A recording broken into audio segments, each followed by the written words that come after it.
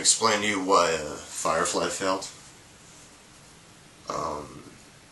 People talk about Firefly a lot and how great it is. And hopefully this will be like a cathartic thing to help let them move on. And I'm going to ramble and I'm going to tangent because that's just what I do. But okay, here we go. First of all, I have a rule called the Big Three. And the Big Three can be used on any science fiction film or television show that has been successful.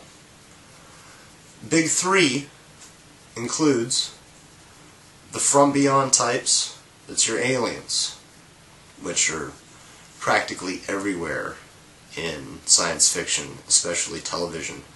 That's where you have Worf, Spock, Chewbacca, you know, come on now. Interterrestrials like in the Abyss, dimensional aliens and sliders. It's very popular. Most science fiction has some kind of From Beyond type, even if they use like, well, we can use this as a bridge to the next category. The Hulk is almost a From Beyond type and a superhuman. He has something special. Something special is the next category in the Big Three. Okay? So, something special could be a gadget you made, again like in Sliders. It can be telepathy. It can be pyrokinesis. It can be a booth that you travel through time in, regardless of whether you're Doctor Who or Bill and Ted. You got something special. Like Will Smith in AI. He has a cybernetic thing. And that brings us to the third category, which is fucking robots. Without robots, I mean, Lost in Space would have just been a show with a badly dressed cast on a horribly decorated set. Like, it was all Danger Will Robinson was their only catchphrase for the entire show. Battlestar Galactica relies pretty much entirely on fucking robots. Data, robot. R2-D2, C-3PO. Who's going to take the message to Princess Leia when you get rid of the robot? So, I guess what I'm trying to say is,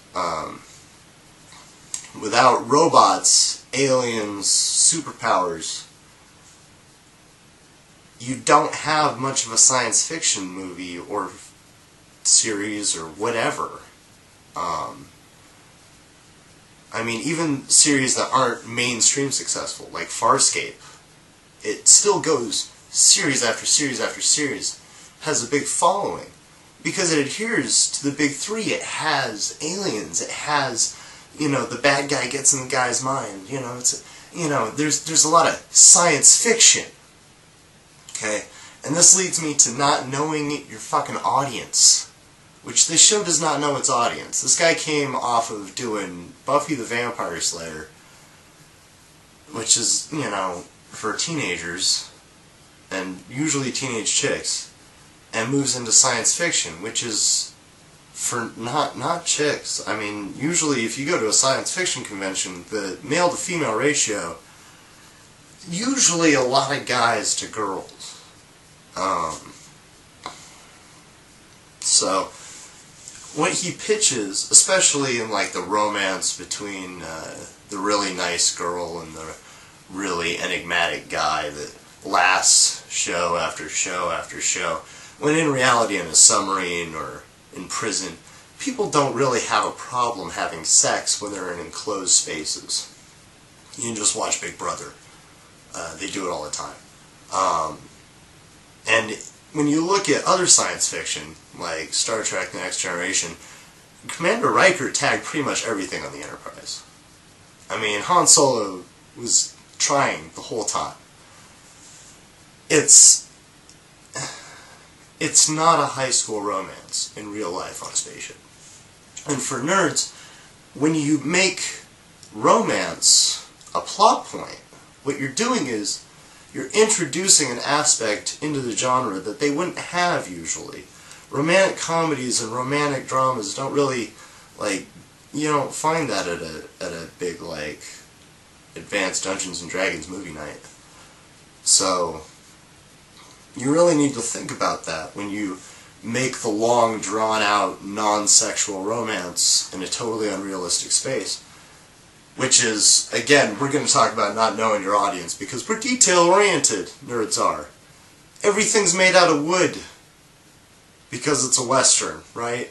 But that means you have trees in space, I guess, or on these planets, and then you have carpenters, and then you have the materials to put them together, versus how easy it is to make plastic and resin molds. And once you have the technology to make spaceships, you're past the point where you can make a very easy table. So the idea that everybody in these far-flung, impoverished territories who are all struggling to get by would all have this nice carved stuff is ridiculous. There are plenty of sci-fi franchises that stress how valuable paper and wood are in space. It's not something that would just be all over the place. It's ridiculous. And speaking of what would be all over the place, less white people. Firefly is full of white people. There's one black dude in the whole, like, it's ridiculous.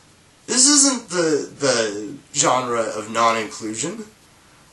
What would Star Trek be without Geordi LaForge, who was a character in Roots, by the way?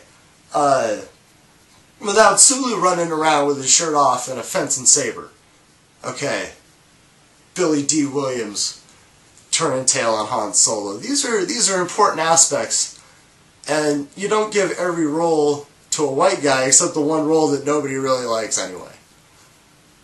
And it just feels like in the future everybody might not be white.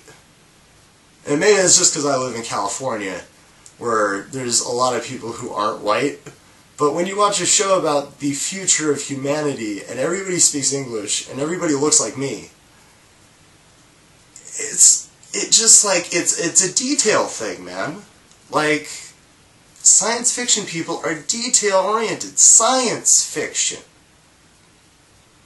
We thinking and then fiction about what was thought and known. Okay?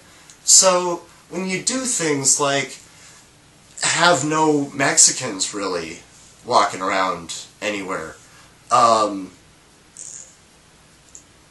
no robots of any kind when Japanese people have robots that they're having sex with right now on YouTube. You have no superpowers. Well, the girl is genetically engineered. It's too late. It's too late. By the end of the season, oh, let me make a movie. You're too late, dude. You're too late. Where are your Jedis? Where are your fucking Jedis? You got nothing. You don't got a thing. Oh, it's so bad.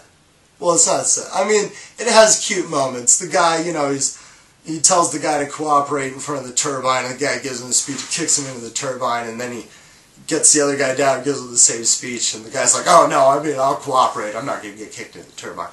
And that was a good scene. But science fiction is built on an understanding of what your audience wants. And your audience wants alien-type monsters, superpower-type stuff, and technology. Even when you go out of genre, Ghostbusters, go into anime, Akira, people want, you know, a little more bang for their buck than a guy with a wooden table in space, where trees grow, I guess. And finally, I'll leave you with this. There is no West in space, so there's no Western in space. And that's logic, okay?